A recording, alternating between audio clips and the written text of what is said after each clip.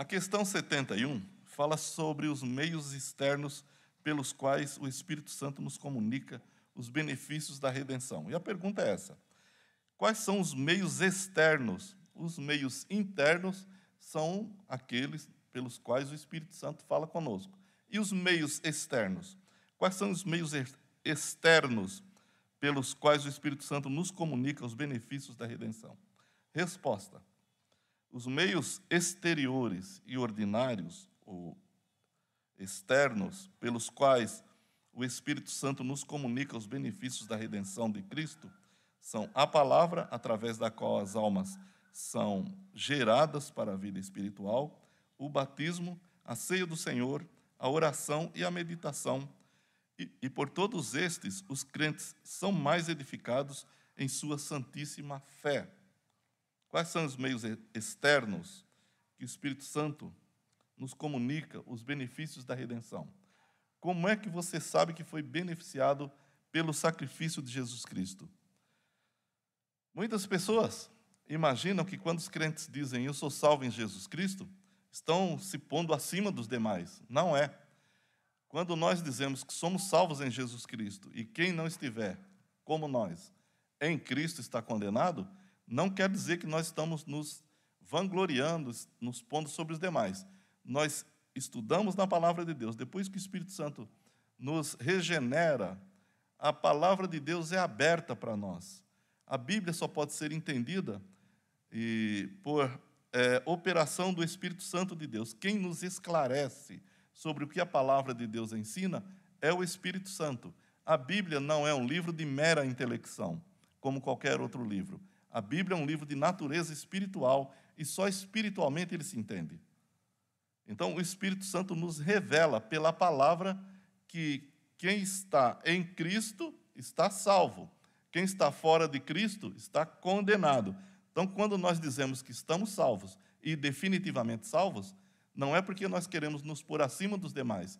Na verdade, é um reconhecimento da graça e da misericórdia de Deus, que nós, como todas as pessoas, éramos filhos da ira, como todos os demais. Mas, como diz Paulo em Efésios 2, Deus, que é riquíssimo em misericórdia, pelo seu muito amor com que nos amou, estando nós ainda mortos, nos vivificou juntamente com Cristo. Pela graça sois salvos, e nos fez assentar com Ele nas regiões celestiais em Cristo, para que no futuro nós possamos ver toda a exuberância do que foi a graça de Deus sobre nós, meros pecadores que não merecíamos e nem merecemos nada, e Deus nos salvou apenas pelo seu propósito e pela graça demonstrada em Cristo Jesus.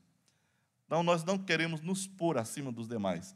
Nós entendemos, nós vemos pela palavra de Deus, esclarecida pelo Espírito Santo, que nós recebemos todos os benefícios da redenção em Cristo. Mas quem nos diz isso é a palavra de Deus, como também ensina que aqueles que não estão em Cristo receberão a condenação eterna.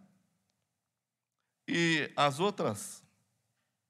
os outros itens elencados aqui,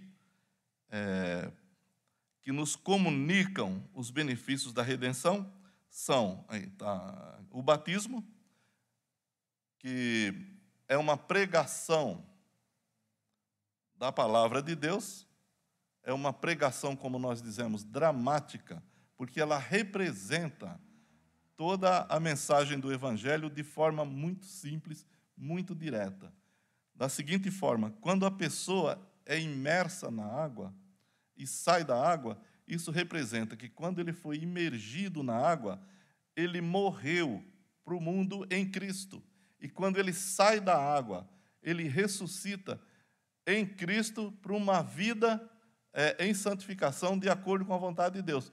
Então, o batismo é isso. E outra coisa também que o batismo nos traz é a confissão pública de fé, que nós aceitamos tudo que a Bíblia ensina sobre a regeneração. E quando descemos às águas, nós cumprimos de forma dramática aquilo que o Evangelho nos ensina.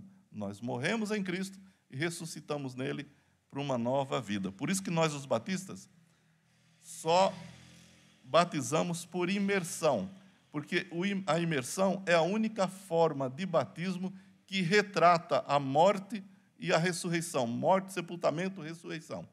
Outra forma de batismo não representa isso, nem pode representar. Não tem como. Então, nós, os batistas, e assim somos chamados, porque desde a Reforma Protestante, nós batizávamos todas as pessoas que vinham para o nosso meio por imersão. Então, o batismo bíblico, e a própria palavra em grego para batismo significa imersão, sim. Por isso que nós batizamos as pessoas por imersão. E a outra coisa que está no Novo Testamento, que nos comunica, o que nos mostra os benefícios da redenção, é a ceia do Senhor. A ceia do Senhor mostra que o corpo de Jesus Cristo foi morto, foi dado, foi partido por nós. E o sangue dele foi vertido por nós. Significa dizer que o pecado que nos traz a paz, o castigo que nos traz a paz, estava sobre Cristo, como profetizou Isaías. E ele dá sua vida por nós. E outra, quando ele nos parte o corpo dele por nós, ele nos diz para nós nos alimentarmos do seu corpo, representado no pão, e do cálice, representando o seu sangue derramado por nós. Então, a ceia do Senhor também é uma pregação dramática do sacrifício de Cristo por nós. E também retrata o futuro, o porvir. Porque Jesus disse, façam isso até que eu venha. Significa dizer que nós estamos rememorando, comemorando o sacrifício, a partição do corpo de Cristo por nós, o derramamento do seu sangue por nós, nos alimentamos dele pela fé e esperamos que ele retorne para nos levar para ele. Então, a ceia é essa representação também, em forma de drama, da mensagem do Evangelho. Outras coisas que a pergunta 71 nos dá, como pelas quais o Espírito Santo nos comunica os benefícios da redenção, é a oração e a meditação na palavra. Oração é um ato pelo qual nós nos pomos diante de Deus na certeza de que por Cristo Ele nos ouve. E Ele se comunica conosco. E nós nos comunicamos com Ele. Essa operação é vedada às pessoas que não têm Cristo. Porque só quem tem um mediador entre Deus e os homens são aqueles que confessam o mediador, Jesus Cristo. Quem não tem, não pode realmente estar diante de Deus. E outra, estaria de forma errada, de forma equivocada. Quando certas religiões põem diante das pessoas vários mediadores, isso é tudo contrário à palavra de Deus, é contrário à revelação de Deus. É como se dissesse que Deus não sabe o que diz, e nós temos a nossa própria forma, e Deus vai ter que entender a nossa forma. Não, Deus não vai ter que entender a nossa forma. Nós que temos que entender a fórmula de Deus. Foi para isso que ele revelou sua palavra. Só existe um mediador entre Deus e os homens. Jesus Cristo, homem. Maria, mediatriz, não é, a Bíblia não diz isso. Nem ela se arroga a isso. Os santos, quem são os santos? Aqueles que a Igreja Católica Romana canoniza? Não, santos são aqueles que são santificados em Cristo, como a palavra de Deus nos diz. Todos os crentes em Cristo são santificados em Cristo. E, aliás, quando você abre todas as epístolas do Novo Testamento, elas são dirigidas aos santos. Não aos santos canonizados, aos santos que creem em Jesus Cristo. Pessoas que eram mortas nos seus delitos, ofensas e pecados e foram regeneradas por Deus através de Cristo. Essas pessoas são santificadas, são de Cristo. Mas quando nós morremos, nós não vamos estar no céu intercedendo por ninguém. Já existe o maior de todos os intercessores, que é o Senhor Jesus Cristo, o maior e o único. Foi Ele que morreu, ressuscitou, está à destra de Deus e também intercede por nós. Então não existe outro mediador. De forma que a Bíblia nos revela tudo o que é de Deus. E pela oração também nós somos edificados pelas bênçãos da redenção. E a meditação na palavra, que aliás não precisa nem se estender sobre isso, né? A Bíblia, muita gente tem a Bíblia como um amuleto. Abre a Bíblia em qualquer lugar, deixa a Bíblia aberta num Salmo X ou em qualquer outro texto, como se aquilo fosse livrar você de alguma coisa e tal. Não. A Bíblia é para ser lida do Gênesis ao Apocalipse com muita reverência, com muita perseverança, com muita vontade de conhecer a Deus e ser esclarecido pelo Espírito Santo. E também nós devemos meditar na palavra de Deus. Sempre. Né? Seria muito bom que todos nós, antes de sairmos para os nossos trabalhos, lêssemos a Bíblia, orássemos a Deus, pedíssemos que Ele nos esclarecesse e lêssemos regularmente a Bíblia, não um texto qualquer, mas como a igreja está fazendo, né? O André estabeleceu esse método de leitura bíblica, que é muito bom, faça isso todos os dias, antes de sair para o trabalho. Fique com Deus em oração, fique com Deus lendo a palavra e separe alguns minutos para meditar nela, apesar de que você pode meditar nela o dia inteiro. Né? Então, esses benefícios que nós temos, externos, como a palavra escrita, que é a Bíblia, a meditação nela, uma vida de oração, o batismo e a ceia do Senhor. Por que nós devemos valorizar todas essas coisas? Participar da ceia do Senhor não é simplesmente comer um pedaço de pão e beber um cálice, não. Tem toda essa representação. E outra, quem instituiu foi o próprio Jesus Cristo no lugar da Páscoa. Eu acho interessante que os cristãos, em geral, têm mais apreço pela Páscoa judaica do que pela ceia do Senhor. E o Senhor criou a ceia substituindo a Páscoa.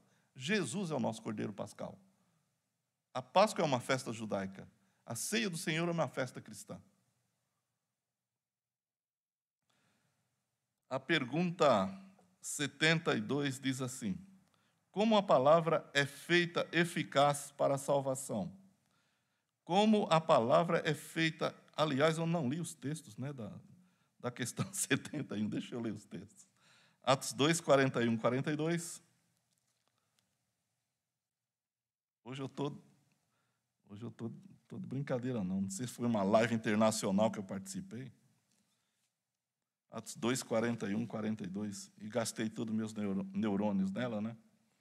2, 41, 42 diz: de modo que os que acolheram a sua palavra foram batizados, e naquele dia juntaram-se a eles quase 3.000 pessoas.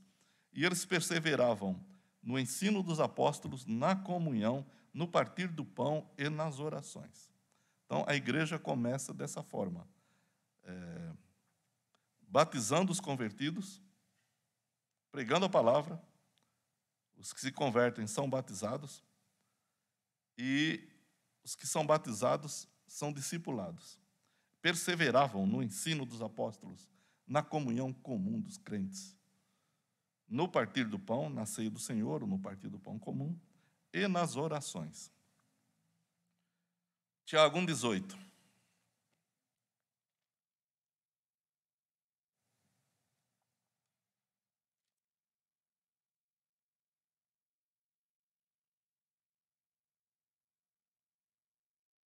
Diz que nós fomos gerados pela palavra, olha só. Segundo sua vontade, isso é muito importante que você veja na leitura desse versículo, que nós fomos gerados pela palavra de Deus, segundo a vontade de Deus, não segundo a nossa. Segundo sua vontade, segundo a vontade de Deus, Ele nos gerou pela palavra da verdade, para que fôssemos como os primeiros frutos ou primícias de suas criaturas. Nós fomos gerados por vontade de Deus, para que fôssemos as primícias de Deus.